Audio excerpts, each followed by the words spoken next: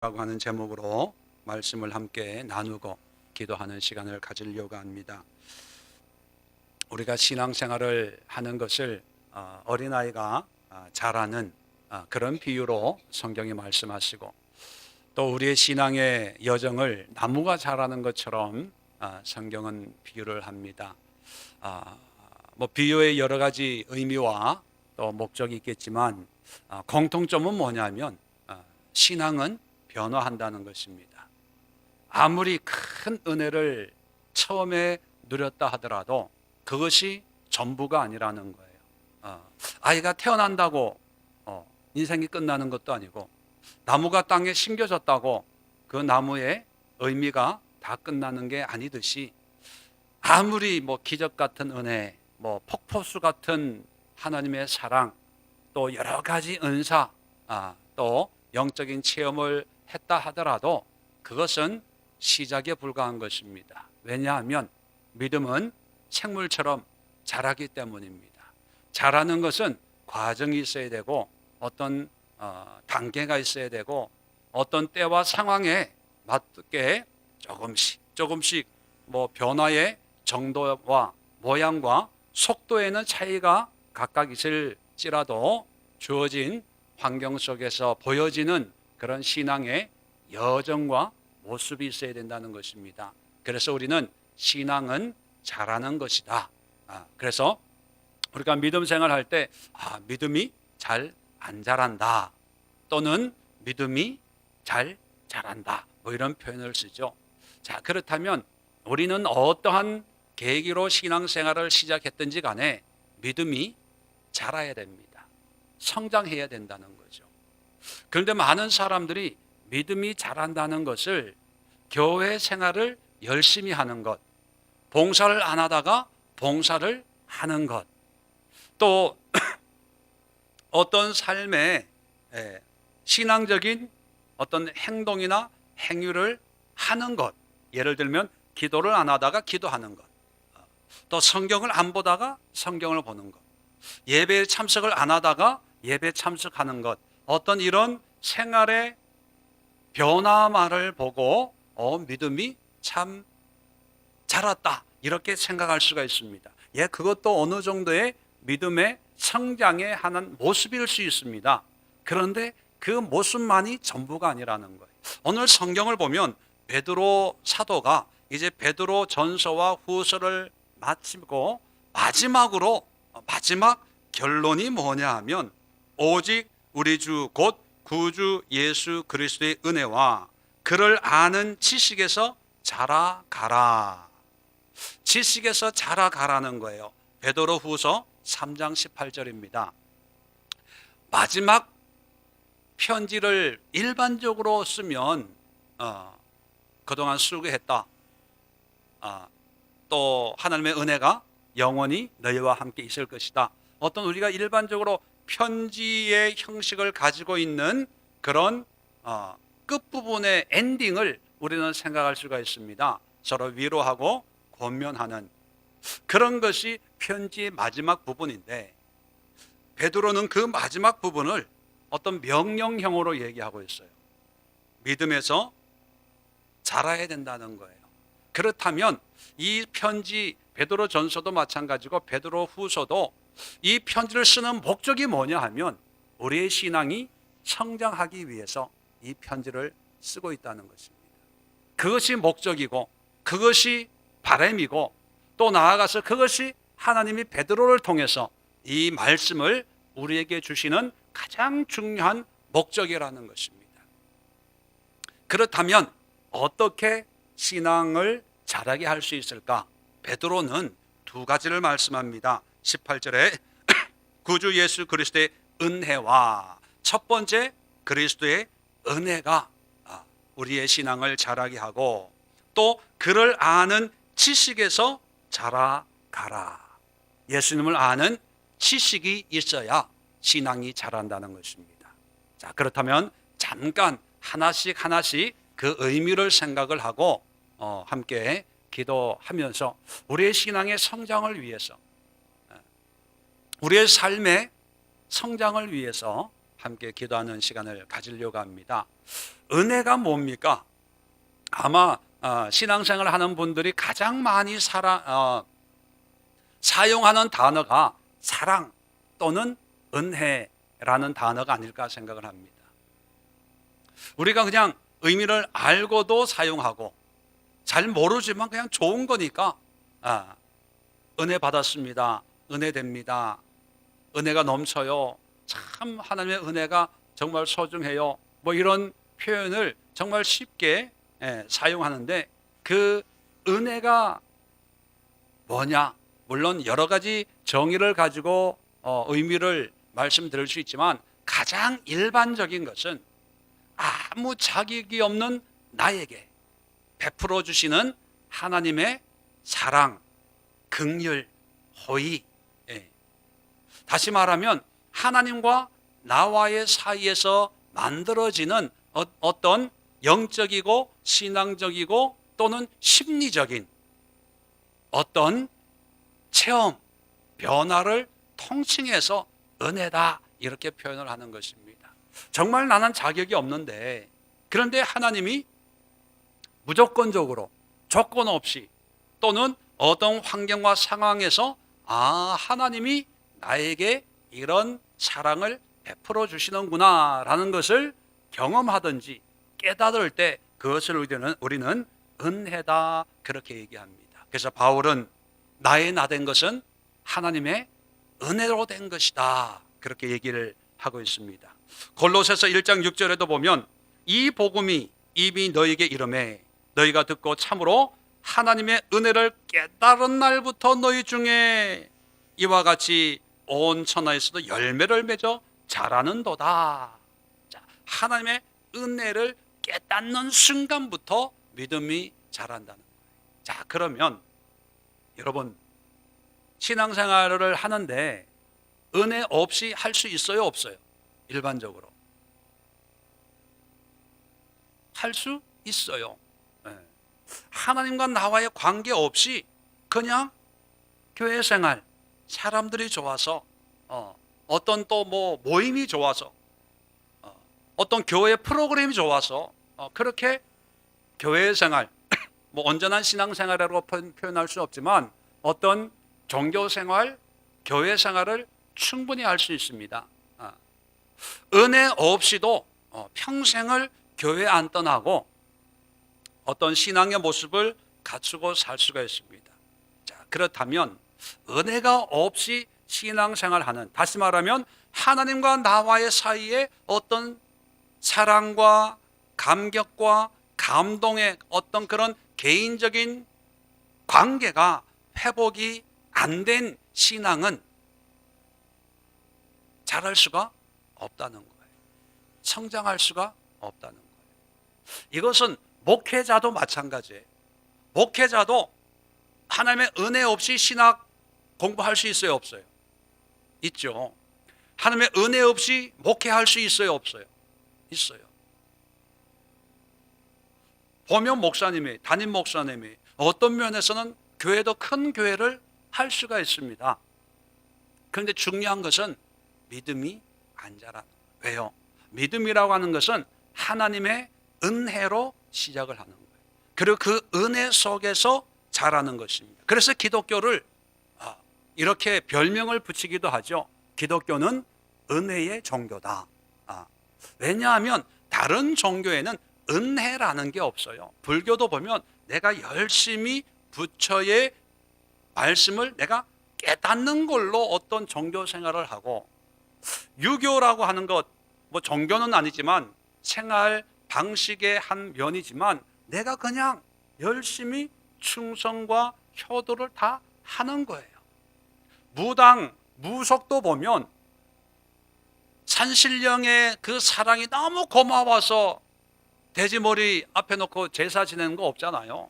내 문제를 해결받기 위해서 그냥 어떤 절차를 수행함으로 해서 어떤 신이나 어떤 대상을 즐겁게 해줌으로 내 문제를 해결받으려고 하는 거예요.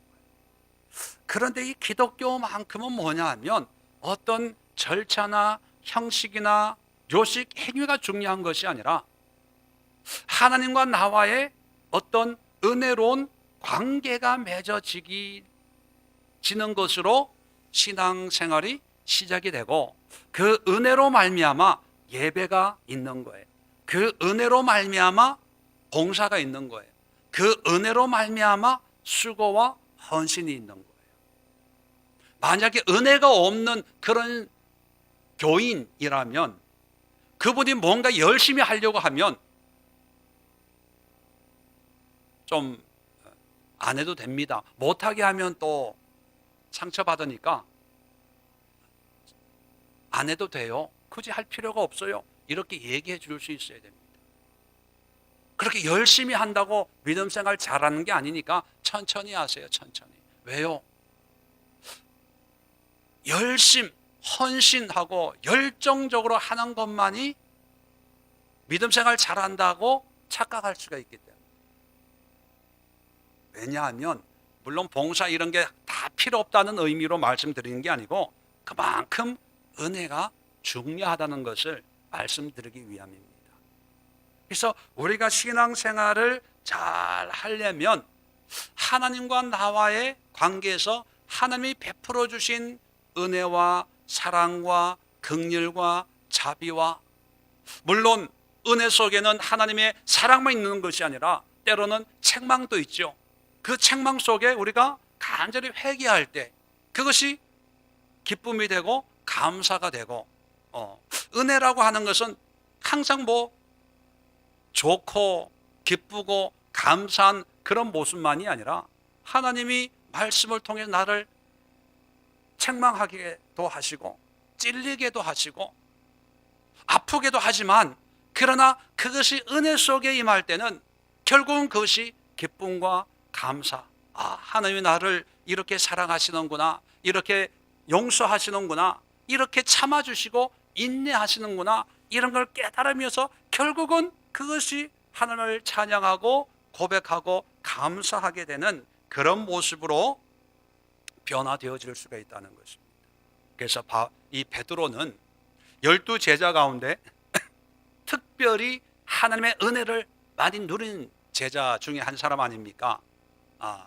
거기 자비하고 있는 베드로를 제자로 부르시고, 그리고 그것도 수제자로 부르시면서 변화산에도 같이 데리고 가시고 겟세마네 동산에도 같이 데리고 나를 위해서 기도 좀 해달라.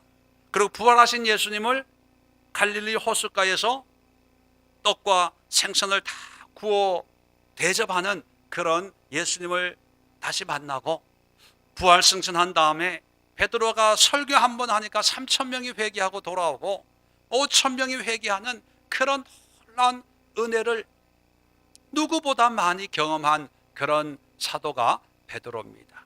자기의 삶을, 자기가 뭐 배운 게 있나요? 학식이 있나요? 그렇다고 뭐 사회적으로 지위가 있는 사람인가요? 별로 내세울 것이 없는데, 그런데 이 베드로 후서를 쓰면서 인생의 마지막 순교를 앞두고 지나온 신앙의 여정을 되돌아보니까, 나의 신앙은 하나님의 은혜로 된 것이구나, 은혜 속에서 여기까지 온 거구나, 그걸 깨닫게 되었다는 것입니다. 그래서 마지막으로 그리스도의 은혜 속에서 자라가라, 이런 말씀을 한다면, 그렇다면 우리의 신앙에서 가장 중요한, 우리가 사모해야 될 것이 뭡니까? 하나님의 은혜예요. 은혜. 이것은 물질이나 어떤 환경이나 어떤 상황보다 바꿀 수 없는 더 귀한 것이 은혜입니다. 그런데 현실적으로는 안타까운 것이 뭐냐면, 신앙생활 하는데 하나님의 은혜 없는 그런 신앙생활 할 때가 참 많습니다. 물론 365일 평생을 하나님의 은혜 가운데 그 은혜를 날마다 깨달으며 살면 정말 좋죠. 이상적인 신앙의 모습일 수가 있겠지만, 때로는 우리가 공허하고 답답하고 또 하나님의 은혜가 다 사라진 것 같은 그런 황량함을 느낄 수도 있지만, 그럴 때마다 또 하나님의 은혜를 사모하는, 은혜가 중요하다고 하는 것을 잊지 않고 기억하면서, 마치 자동차 운전하다가 기름이 떨어지면 걱정하는 사람 없잖아요. 주유소에 가서 기름을 채우면 또 열심히 차가 달리는 것처럼 은혜가 떨어졌다고 걱정할 필요 없이, 내가 이렇게 공허한 것은 하나님의 은혜가 떨어졌구나. 그러면 하나님의 은혜를 채워야지. 그리고 기도하고 또 말씀 보고 뭐 은혜 사모하고 이래서 또 은혜 충만하고 이러면 되는데, 뭐 항상 충만하라는 얘기는 아닙니다. 은혜가 그만큼 중요하고, 은혜가 필요할 때는 항상 주저하지 말고 은혜의 회복을 위해서 애쓰고 노력하는 그런 신앙이 돼야 되는데, 그런데 자동차로 비유하면요, 기름 떨어진 지가 10년, 20년 됐는데 차만 바꾸려고 한다는 거예요. 차만 바꾸려고. 차가 오래돼서 안 나가나 봐. 어디가 고장이 나서 안 되나 봐. 뭔가 자꾸 바꾸려고 해. 바꾸려고. 기름만 넣으면 10년 된 고물, 뒤에 먼지가 펄펄 나는 차라도 처음에는 먼지가 나더라도 기름만 넣으면 잘 가는데, 왜 자꾸 좋은 차 보고 저거 외제차네, 저 비싼 차네, 새로 나온 차네, 새로 나왔으니까 저렇게 좋지, 외제니까 저렇게 좋지, 역시 차는 외제 사야 돼. 국산은 10년만 타면 고물돼. 근데 외제는 20년을 탈 수 있어. 그래서 막 비싼 돈 가지고 할부해가지고 비싼 외제차 타고 다니는 것처럼, 그런 모습의 신앙이 너무나 많이 보여지는 그런 이 시대의 모습이 아닌가. 그래서 더 좋은 것, 더 새로운 것, 더 좋은 어떤 모양과 모습. 그런데 여러분, 아무리 좋은 차도 기름이 없으면 안 가잖아요. 기름이 없으면. 10년 된 차라도 기름을 넣어주면 가는 거예요. 기름을 넣었는데도 안 갈 때, 그때 어디가 고장이 났나 고치고, 기름을 넣었는데도 안 가면 바꿔야죠. 새 차로 바꾸고. 그런데 우리는 기름이 있는지 없는지 알 생각도 안 하고, 내가 기름이 가득 찼는지, 중간에 있는지, 아니면 경고등이 켜져 있는지, 아니면 기름이 말라가지고 아예 경고등조차도 꺼져버린 지가 몇 년 됐는데 그것도 알지 못하고 살아가는, 그러면 신앙생활을 한다고 하는 그런 모습은 없는지, 오늘 기도하시면서 여러분에게 필요한 은혜의 회복을 위해서 함께 기도할 수 있기를 바랍니다. 두 번째는 말씀드린 것처럼 그를 아는 이라고 하는 것은 우리 주 구주 예수 그리스도, 예수님을 얘기하는 거죠. 예수님을 아는 지식에서 자라가라. 두 번째는 지식입니다. 자, 은혜라고 하면 어떤 느낌이 들어요? 감정적인 것, 영적인 것, 신비한 것. 그런데 지식하면 어떤 의미예요? 좀 냉철하고 이성적이고, 그죠? 직적인, 학문적인 걸 의미합니다. 저는 이 말씀을 묵상하면서 베드로가 정말로 하나님의 은혜의 깊은 것을 깨닫고 우리에게 정말 중요한 것을 말씀하고 있구나, 그런 생각을 해요.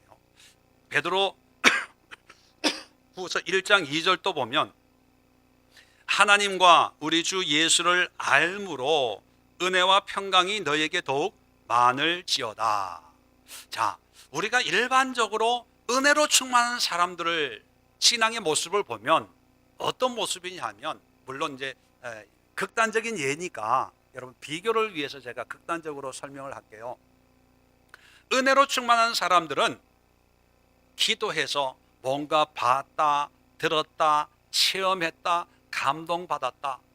자, 그런 걸 자랑하고 또 하나님의 은혜의 모양과 모습, 어떤 좀 때로는 신비하기도 하고 또는 감정적인, 감상적인, 기도하는데 하나님께서 이런 감동을 주어서 너무 행복했다. 뭐 이런 유의 어떤 간증이나 고백을 많이 합니다.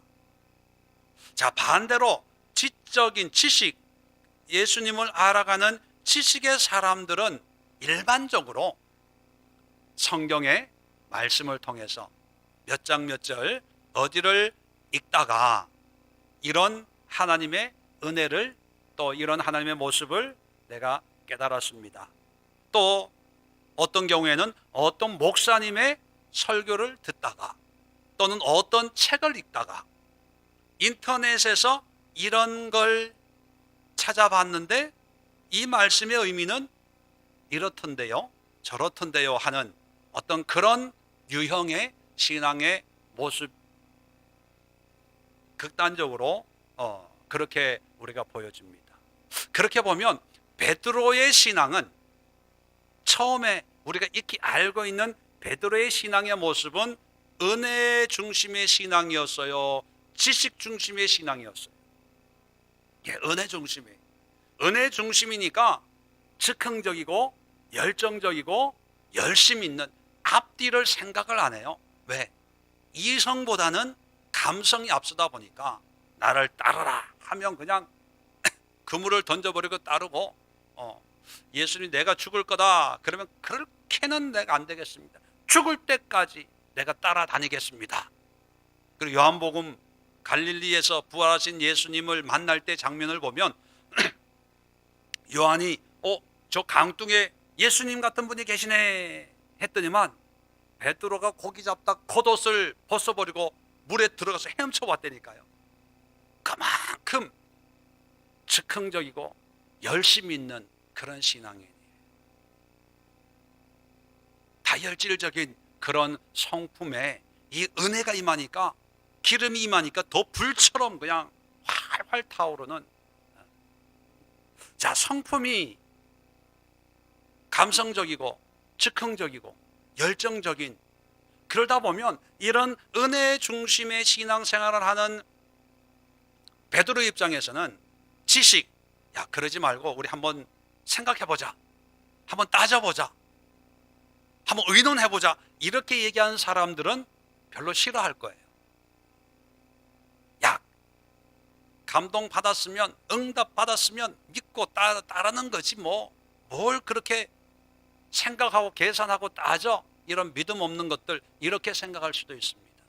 그런데 베드로는요, 처음에 은혜의 중심의 신앙생활을 했지만 거기서 머물지 않고 은혜와 함께 하나님을 아는, 예수님을 아는 지식도 중요하다는 것을 깨달은 거예요. 그래서 베드로후서 시작하면서 1장 2절에도 하나님 우리 주 예수를 알므로, 지식적으로, 똑같은 단어예요.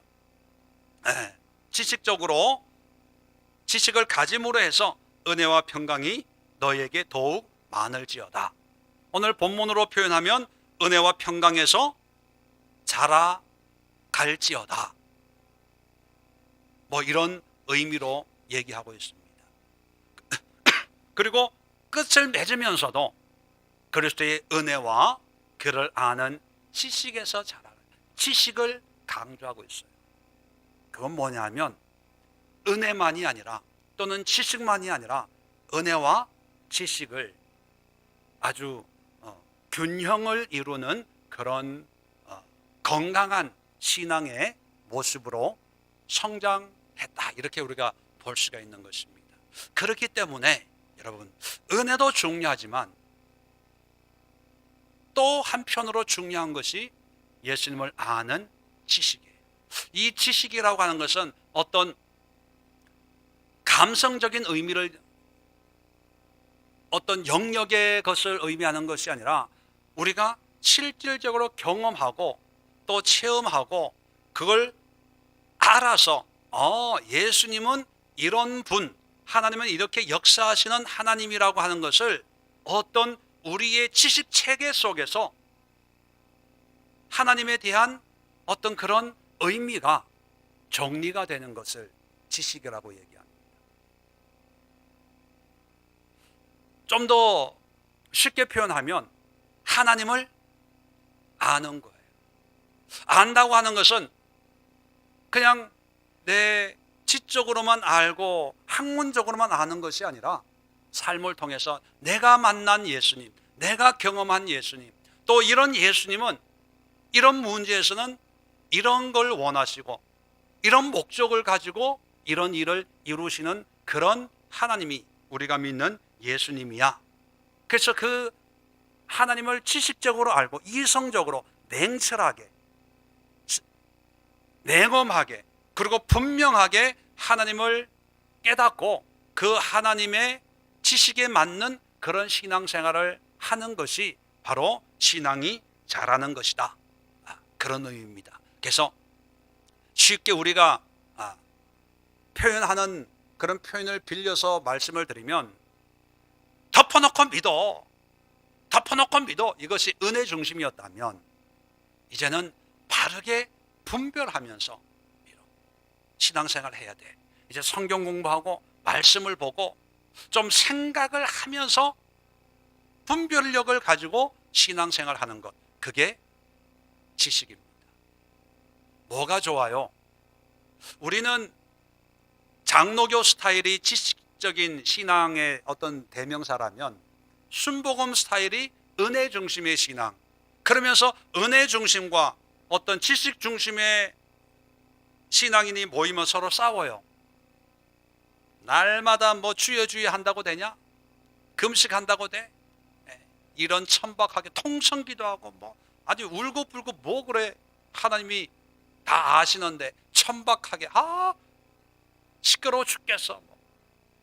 또 이 은혜 사모하는 권사님이 장로교에 가면 추워 썰렁해 기도합시다 하고는 쥐죽은 듯이 조용하고, 그렇게 말씀 뭐 믿음 하는데 냉랭하고 차갑고 은혜도 없고 감사도 없고 감동도 없고 사르는 얼음판이에요. 얼음판 뭐 이래요. 여러분, 우리는 이 교단 내 영향을 많이 받다 보니까 양극단으로, 그래서 한때는요 장로교에서는 순복음을 2단이라 그랬고, 또 순복음에서는 이 장로교 보고 저 뭐 하나님을 이 사두개인들, 바리새인 뭐 이렇게 서로 싸웠더랬습니다. 여러분, 두 개 다 가지고 있어야 돼요. 두 개 다. 그래야 잘하는 거예요. 그러니까 지금까지 우리의 신앙은 반쪽짜리 신앙이었어요. 잘하질 않았어요. 기형이었다는 거예요. 신앙생활이. 영성훈련하면서 영적으로 뭐 이렇습니다 하면 그런 거 안 들어본 사람들은 저 이단 아니야? 또 영적인 걸 얘기하지 않고 성경 말씀 하나씩 성경을 강의하면서 설교하면 너무 딱딱해. 뭐 그렇게, 그래서 이 교회는 안 맞아. 뭐 이렇게 받아들여요. 이 두 개, 성경은 분명히 하나님의 은혜와 지식의 이 두 개 가운데서 자라라고 말씀하고 있거든요. 그리고 호세아 선지자를 보면 분명히 말씀합니다. 내 백성이 망한 것은 뭐가 없어서? 하나님을 아는 지식이 없어서 망했다고 설명을 하고 있습니다. 지식이 없어서 망했다는 얘기는 그 당시에 예배가 없어서 망한 게 아니고, 믿음의 모습이 없어서 망한 게 아니고, 어떤 면에서 더 열심히 예배 드렸어요. 나라가 위기에 빠졌는데, 우리 이사야 공부하고 있잖아요. 위기가 빠졌는데 어떤 바보 멍충이 같은 사람들이 성전에 안 가고 세상으로 가겠어요? 우리도 전쟁이 난다고 한번 해보세요. 가정을 해보세요. 교회 미어 터질 거예요. 교회 안 나오는 사람들도 나라를 위해서 기도해야 되고 이 시대를 위해서 기도해야 되고 아마 그럴 거예요. 미국에서도 9.11 사태가 났을 때 교회 오라고 얘기도 안 했는데 교회마다 밤마다 나와가지고 기도했어요. 교인 숫자 확 늘어났어요. 물론 오래 가진 않았지만. 왜요? 사람 마음이라는 게 어려움이 생기면 뭔가 붙잡으려고 하는 게 있거든요. 그렇게 보면 구약 시대도 예배도 있고 헌신도 있고 11조도 드리고 봉사도 하고 절기도 지키고 안식일 지키고 다 했어요. 그런데 망했다고 얘기합니다. 왜요? 지식이 없는 거예요. 열정 가지고 열심 가지고만 되는 게 아니라는 거예요. 바른 지식, 하나님이 어떤 분이고 이런 상황에서 하나님이 우리에게 원하시는 바가 무엇인가 바르게 알고 그 바른 지식에 대해서 열심을 내고 적극적이고 헌신적이고 또 온전한 마음으로 주님 앞에 헌신할 때 그것이 건강한 신앙의 모습이지, 지식이 없이 그저 내 기분으로 내 열정으로 내 열심으로 열심을 내다 보면 엉뚱한 데서 놀고 있는 그런 신앙의 모습이 될 수가 있다는 것입니다. 자, 그래서 우리가 은혜 사모하는 것은 많이 알아요.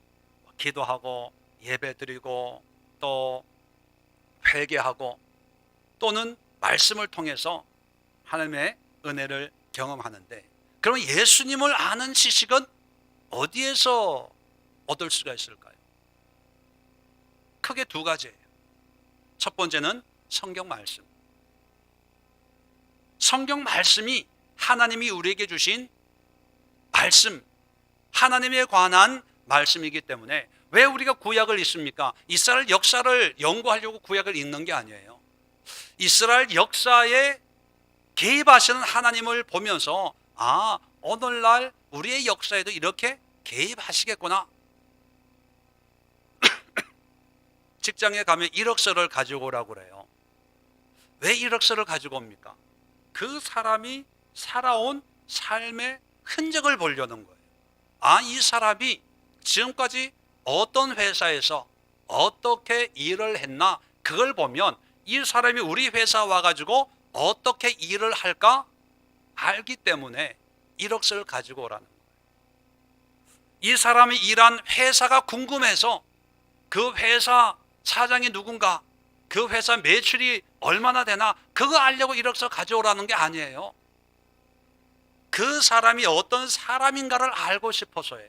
마찬가지로 구약 성경을 어떤 분은 그래요. 아, 기독교는 예수님을 믿는데 굳이 구약은 필요 없잖아요.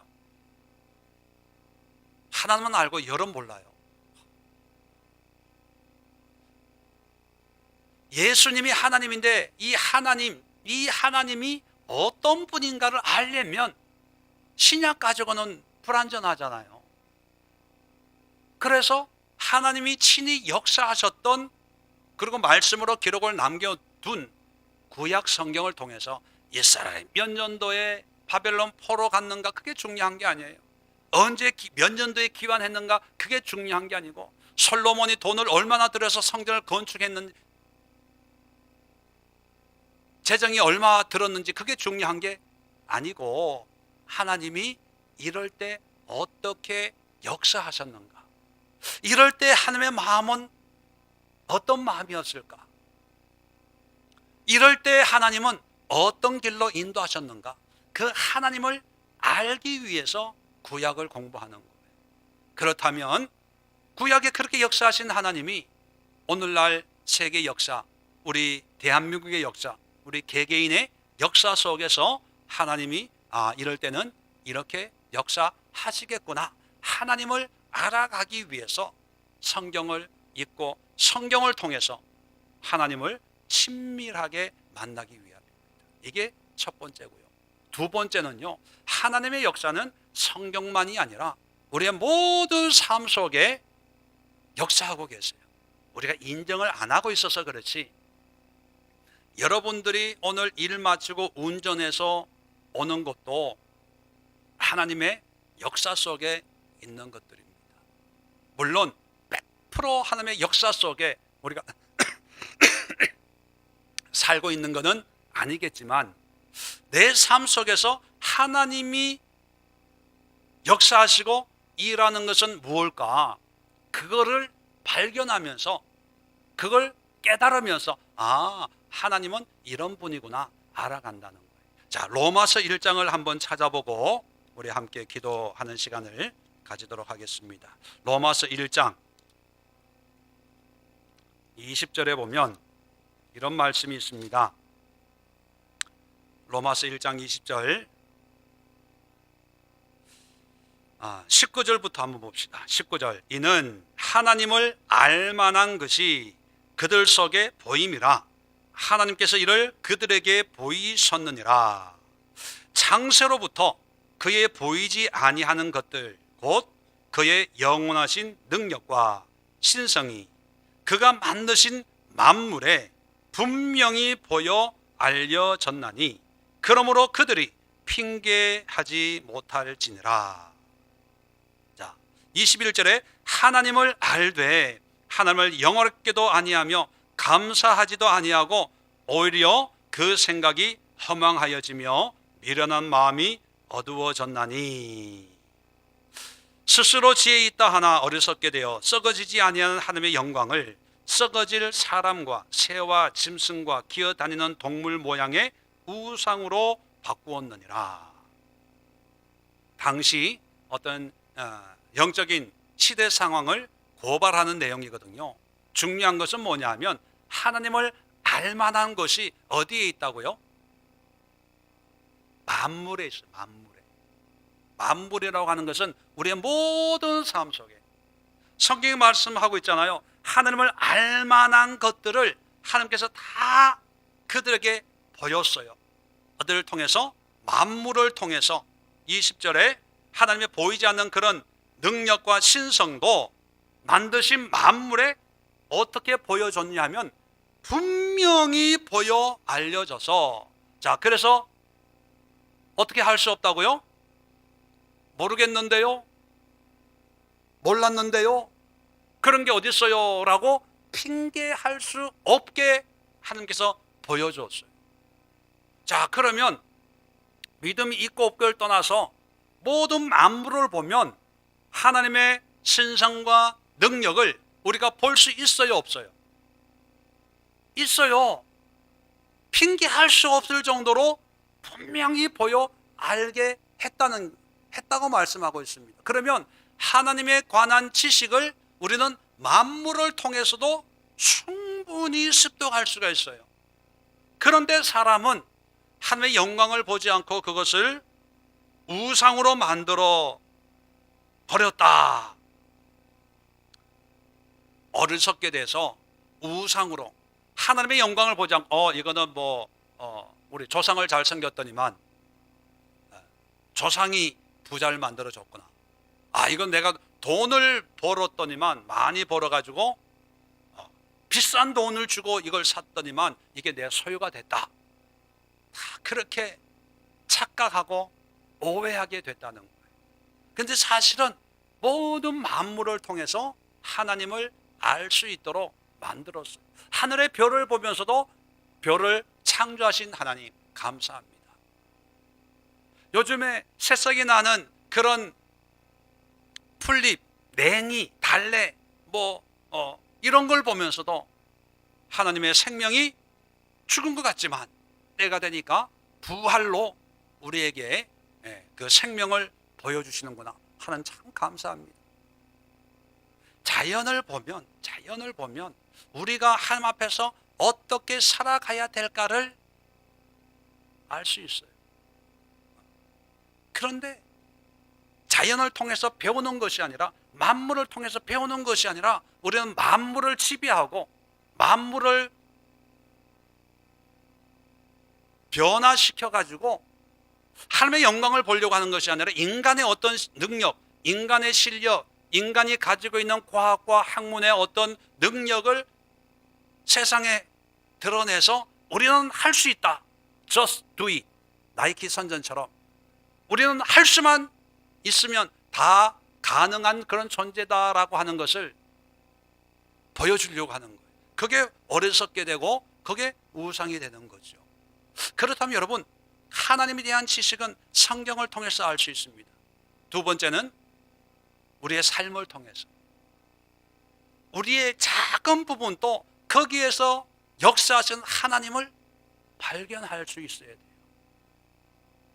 그러면 그걸 통해서 하나님이 나에게 이런 것을 깨달으라고 이런 걸 주시는 거구나. 그러면서 하나님에 대한 지식이 하나씩 하나씩 쌓여지는 거예요. 여러분, 초대교회 베드로는 예수님에 대해서 우리가 가지고 있는 정보보다 더 많이 가지고 있었을까요? 덜 가지고 있었을까요? 덜 가지고 있었어요. 왜냐하면 그 당시에 뭐 성경이 있었던 것도 아니고 뭐 인터넷이 있었던 것도 아니고 그저 그 당시에 예수님을 만난 그런 기억밖에 없어요. 성경도 만들어지기 전이거든요. 그런 3년 반 동안에 예수님과 만난 그런 만남의 경험을 통해서 예수님의 지식을 어떻게 그렇게 평생을 순교하는 그 순간까지 그렇게 힘있게 강력하게 타협하지 않고 그렇게 전했을까? 그것은 예수님에 대한 지식이 엄청 많아서라기보다는 사실 예수님에 관한 지식은 오늘날 우리가 더 많이 가지고 있어요. 우리는 적어도 구약을 통해서 예언된 메시아이신 예수님을 학문적으로 체계적으로 알잖아요. 그런데 베드로는 그런 지식이 없이 그냥 예수님을 만난 그 기적 이적을 보고 경험한 거, 그리고 예수님의 부활 승천한 다음에 성령 가운데 그렇게 힘있게 살아갈 수가 있었습니다. 그러면 베드로가 가지고 있었던 그 지식은 무엇을 통해서 임하는 지식이었을까? 삶을 통해서 임하는 지식. 삶을 통해서 내가 깨닫는 거예요. 내가 알아가는 거예요. 자, 그렇다면 우리는 날마다 살면서 우리의 일상 속에서 예수님을 얼마나 깨닫냐는 거예요. 성경 공부하는 것만이 하나님을 아는, 하나님을 배우는 시간이라고 생각하는 반면에 성경 공부 안 하면 안 배웁니까? 토요일 날 주일이군요. 독서 모임을 하는데 어떤 집사님이 70된 집사님이 그런 얘기를 해요. 이런 책을 5년 일찍 읽었어도 내가 이렇게 신앙생활 안 할 텐데. 그래요. 너무 은혜가 된다는 거죠. 엄청 도전받아가지고 2월 달부터 책을 이제 읽었는데 11권을 읽었대. 11권을. TV 끊고 TV를 안 본대요. 책 보는 게 너무 재밌어가지고. 이런 신앙생활 너무 좋다는 거예요. 그 책을 통해서도 하나님을 알 수가 있어요. 책뿐만 아니죠. 어떤 사건, 상황을 통해서 우리의 삶을 통해서 하나님은 끊임없이 하나님을 우리에게 알려주는데 신학적으로 계시라 그러죠. 하나님을 드러내길 원하는데 우리는 관심이 없어요. 그리고 그것을 우상으로 바꿔요. 운으로 바꿔요. 재수가 좋다, 재수가 안 좋다, 오늘 기분 나쁘다, 좋다, 이렇게 바꿔버려요. 그러니까 하나님을 아는 지식이 없기 때문에 그래서 결국은 뭐예요? 믿음이 안 자라는 거예요. 믿음이. 보수적인 신앙이 되는 거예요. 보수적인 신앙. 자, 그렇다면 오늘 우리가 두 가지를 놓고 기도하려고 합니다. 하나님, 하나님의 은혜 가운데 자라게 하옵소서. 두 번째는 하나님을 아는 지식 속에 성장하는 신앙의 주인공 되게 하옵소서. 그렇게 기도할 때 우리가 은혜를 위해서 기도할 때는 우리의 모든 삶을 통해서 나와 하나님과의 관계를 회복하는 그런 은혜를 위해서 기도하십시오. 그런 은혜를 위해서 하나님이 책망하시면 회개하시고 기쁨을 주시면 감사하시고 찬양을 주시면 막 노래하세요.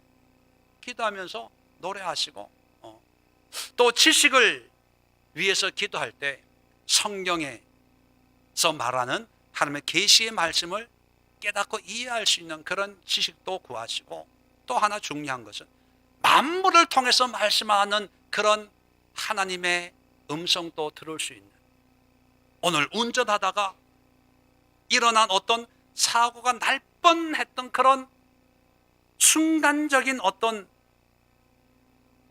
사건 속에서도 하나님이 나에게 말씀하시는, 하나님이 나에게 보여주시는 하나님에 대한 지식을 깨달을 수 있는 그런 깨달음을 느끼고 발견하고 또 그것을 통해서 하나님을 알아가는, 그것이 신앙이 성장하는 거예요. 그게 자라는 거예요. 믿음의 성장이라고 하는 것은 직분이 올라가는 그것이 아니라 내 삶 속에 풍성하게 역사하시는 하나님을 온몸으로 느끼는 것이 믿음이 성장하는 거 아니겠습니까? 오늘 이 시간 마음을 또 우리의 생각을 주님께로 향해서 은혜와 지식에서 성장하는 그런 신앙을 위해서 함께 기도하도록 하겠습니다. 제가 먼저